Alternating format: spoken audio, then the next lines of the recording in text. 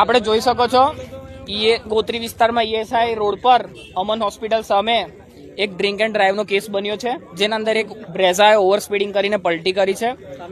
જો કે કોઈને જાનહાનિ નથી થઈ, કમતે રોડ પર કોઈ પબ્લિક કે કોઈ વ્હીકલ નતું. જાનહાનિ થાત તો સ્વાભાવિક વાત છે, જીવ તો જતો. કમતે આજે મોટું વાહન જો કોઈ ટુ વ્હીલર ને કે કોઈ ચાલતા વ્યક્તિને અડફેટ લેતું તો મૃત્યુ એનું સ્વાભાવિક હતું. જો કે ઉપરવાળા એથી કોઈનું મૃત્યુ નહીં થાય, પણ સ્વાભાવિક વાત છે આ બરોડામાં દરરોજના કેટલાય એક્સિડન્ટ થાય છે, દરરોજનું એક મરણ થાય છે.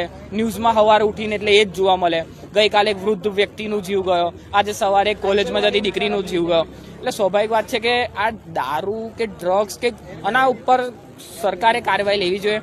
આ કરપ્ટેડ સરકાર, કરપ્ટેડ પોલીસકર્મી, કરપ્ટેડ ગવર્મેન્ટના જેટલા બી પાવરમાં કર્મચારીઓ ઓફિસર છે બધા 50% ઉપર કરપ્ટેડ છે. જેના લીધે આપણા ગુજરાત, જે ગાંધીનું ગુજરાત કહેવાય છે, એના અંદર ઇન્ડિયામાં ગુજરાતમાં સૌથી વધારે દારૂ બીકરી છે, જે ઇલીગલ તરીકે છે. હવે જ્યારે એક્સિડન્ટનો બનાવ બન્યો ત્યારે અમે બધા આસપડોશવાળા લોકલ આવ્યા, અવાજ આવ્યો હતો.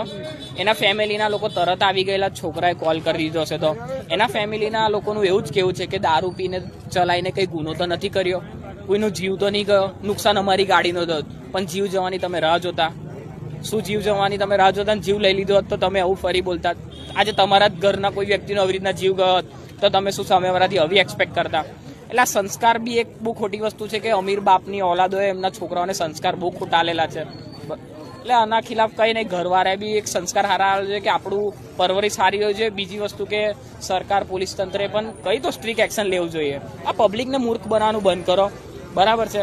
અને આ પબ્લિકે બી સમજવું જોઈએ કે અભણોને હવે લાવવાનું બંધ કરો. ભણેલાને લાવ. હું એવું કોઈ પાર્ટીનું નહીં એ કરતો, કોંગ્રેસ, ભાજપ, આપ, પણ ભણેલાને વોટ આલો, સારું કામ કરે એને વોટ આલો ને અભણોને કાઢો અહીંથી. એ કહો ભણેલાઓની કંઈ વેલ્યુ નહીં રહે અને તમારી તમારા છોકરાઓની ભણવાની કંઈ વેલ્યુ નહીં રહે. યાદ રાખજો, જો પૈસાથી કામ થતું હશે ને તો સ્કિલ્સ પછી કંઈ કામ નહીં રહે.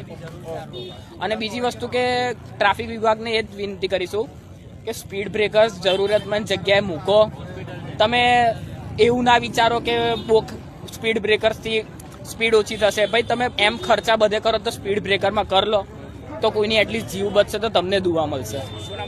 મારું નામ છે સોએબ બારોટ, સામાજિક કાર્યકર્તા, સેરા ગ્રુપ ચેરિટેબલ ટ્રસ્ટ.